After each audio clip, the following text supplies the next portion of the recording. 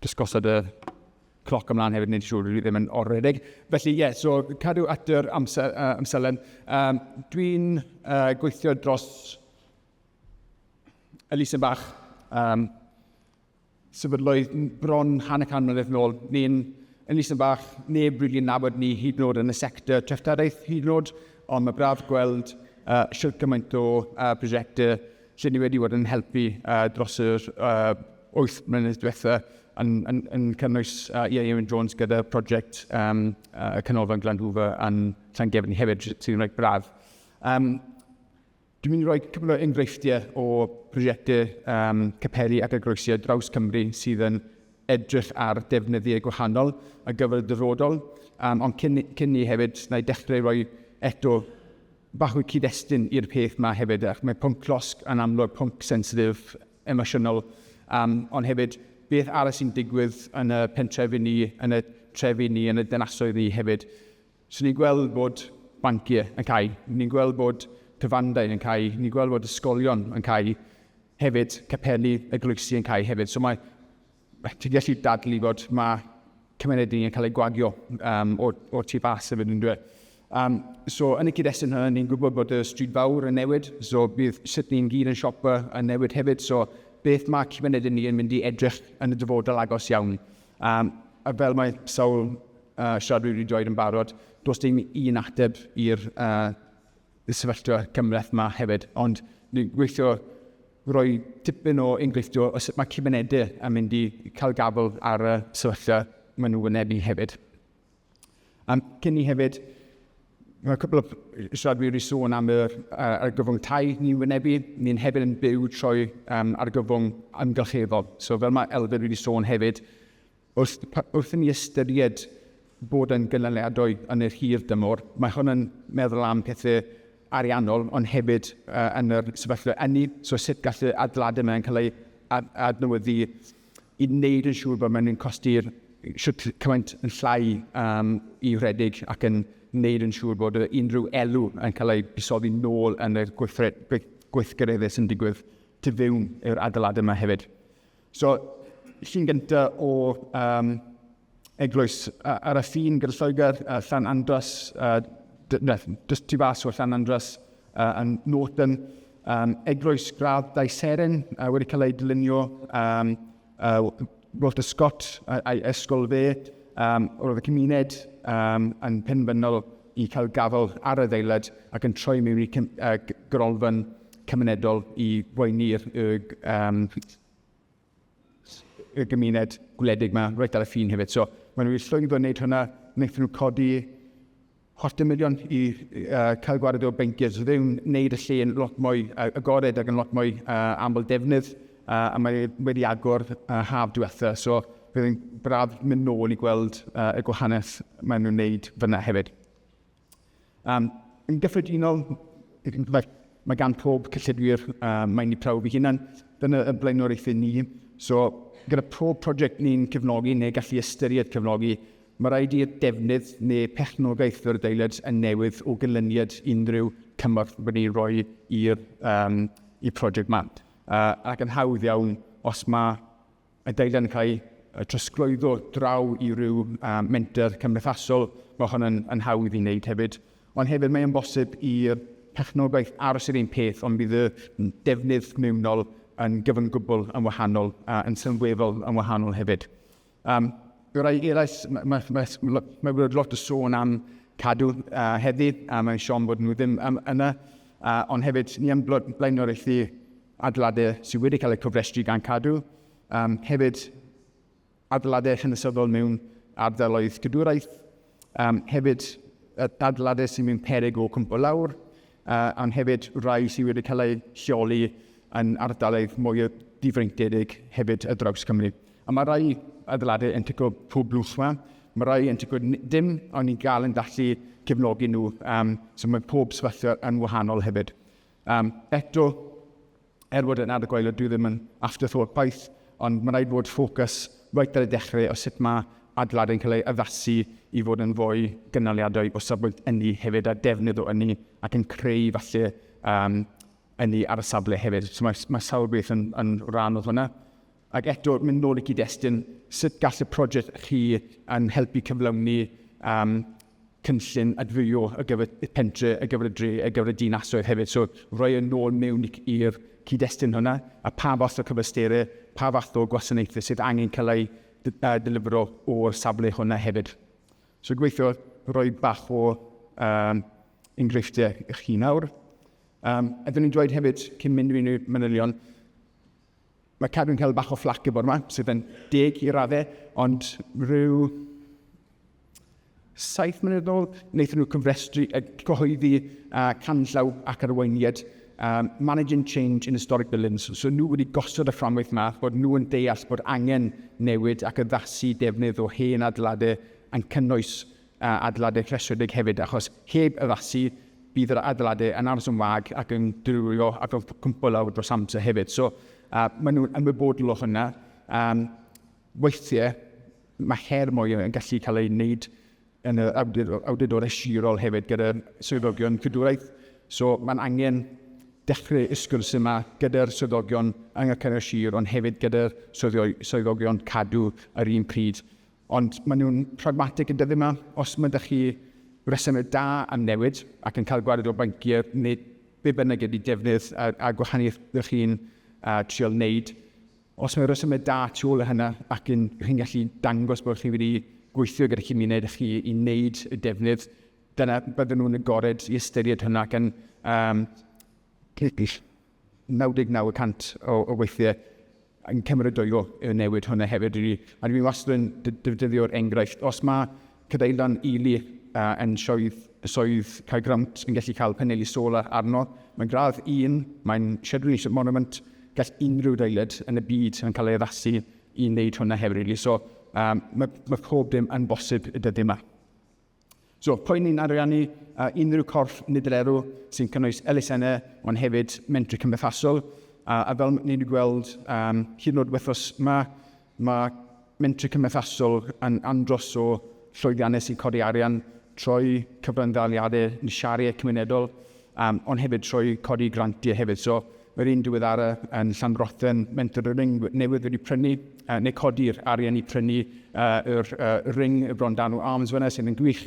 Ond mae hwn ydy'r degfed yn Gwynedd o hyd, so mae ydych chi mentor y plu yn Llandudno, mentor tu Llan yn Llandudno, mentor Eagles yn Llanwchlyn. Mae sawl enghraifft yna sy'n bodoli, Glanrafon yn Pennel, so mae lot o gweithred sy'n digwydd ar maes y Roeslad. Mae lot o pethau ni'n dysgu gan y mentor yma hefyd sydd yn andros o llwyddiannus am sut i chi felly cydweithio gyda nhw ac yn dysgu gwersi maen nhw wedi wneud hefyd. So eto, dyna bach o her i ni gyd i gweld beth sy'n llwyddo fan hyn, beth sy'n llwyddo dros y ffin, beth sy'n llwyddo yn yr Alban, enghraifft, ac yn dysgu o'r gwersi yma hefyd. Dyn ni ddim yn ariannu perthnogion preifat neu cwmnïau erw, ond hefyd lle mae eglwysiau capeli, lle mae prif defnydd mynd i parhau i fod yn addoli, dyna allan o'r cylch gwaith ni hefyd. Ond dyna trafodaeth hefyd i gweld, os mae ragor o defnydd secular sy'n gallu cael ei roi yn y capeli ac eglwysi sydd yn helpu addoli i parhau yn y mannau addoli yma, ni'n agor i cael y trafodaeth yma i weld sut pa fath o addasiadau sydd yn bosib, sydd angen cael ei addasu hefyd i parhau gyda y gwaith addoli hefyd. Right, fwynt on sydd fi. Dim lot. So, na i mynd trwy enghreifftiau. Mae gen i cyfle o grantiau sydd yn cael grantiau cychwynnol jyst i helpu profi pa fath o defnydd neu defnyddau sydd angen cael ei wneud i'r adeiladau yma. A mae rhaid i rhain cael ei seilio ar sgwrsiau gyda'r cymuned ehangach hefyd. Be sydd ddim yn cael ei darparu ar hyn y bryd, be sydd wedi colli neu'r ar y fi'n colli, a sut gallwch chi mynd i cael gafel o hwnna hefyd. A bydd hwnna'n helpu chi gyda'r creu cynllun busnes fras iawn i weld ac yn creu gweledigaeth fel mae Eamon Jones wedi sôn yn barod hefyd. Unwaith chi wedi profi hwnna bod mae angen ac yn galwad am y defnyddio yma, chi'n gallu dod nôl at ni a gyfer grantiau mwy i gweithio trwy'r camau pensaernïol, ond hefyd creu cynllun busnes gweithredol go iawn i wneud yn siŵr gallu golau yn mynd ymlaen, drysiau dal yr agor i'r gymuned cyfan gwbl. So dyna 10 munud fi, so ddim wedi rhoi enghraifft eto, ond ei mynd trwy rhain yn gloi iawn. Rai sydd yn edrych, newydd wedi dechrau y proses o gweld y defnydd gwahanol ar y chwith chi, capel mawr a seions, mae'n braf gweld andros fan hyn.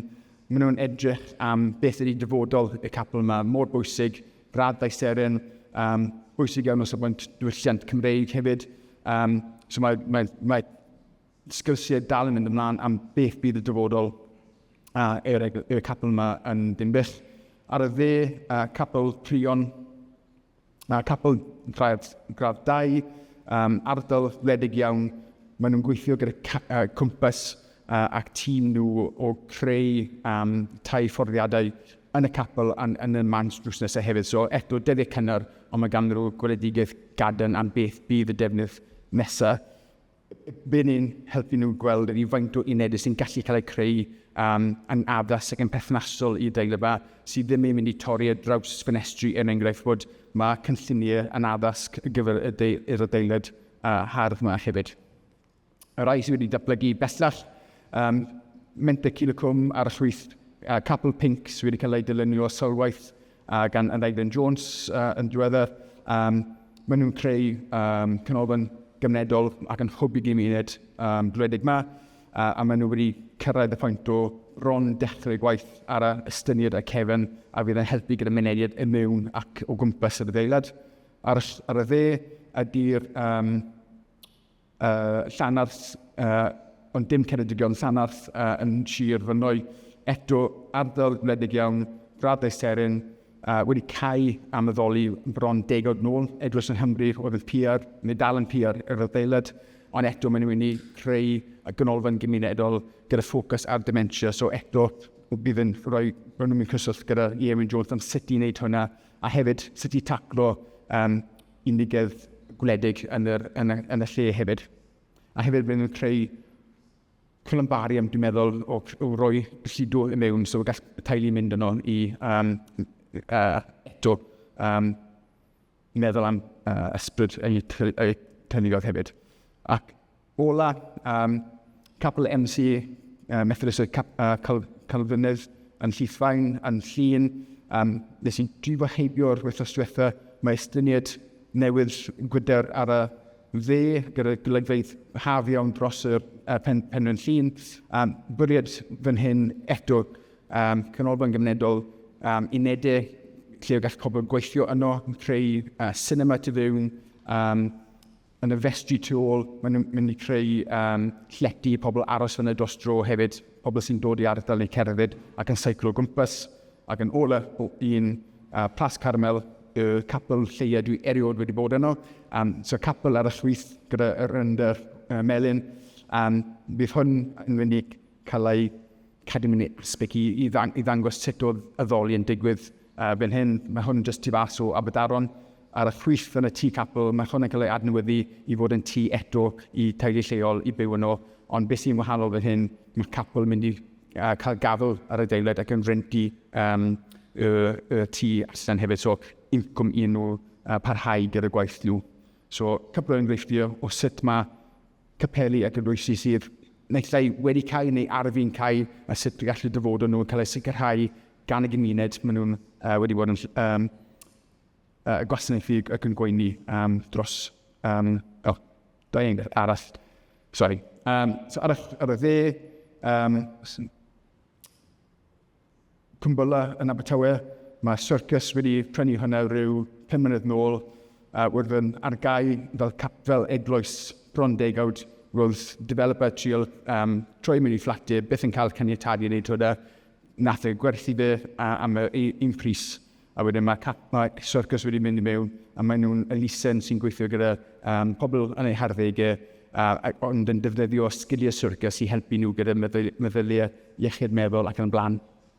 Reit dda, ar y llwyth yn Bangor, hen capel Llanfair wedi cael dod yn pencadlys nawr i'r nith ac yn cwmni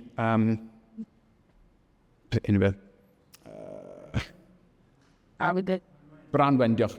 So mae ieuenctid, Theatr Ieuenctid Cymru, Gogledd Cymru, sydd wedi bod yno ers y haf diwetha, ac yn enghraifft da eto sut mae adeiladau mawr yn cael ei addasu ar gyfer defnyddio y dyfodol hefyd. So lot o enghreifftiau gweithio i ysbrydoli beth sy'n digwydd ar hyd o draws Cymru hefyd. Felly, na i gadw fyna. Ydyn ymddehirio am oredig. Yeah.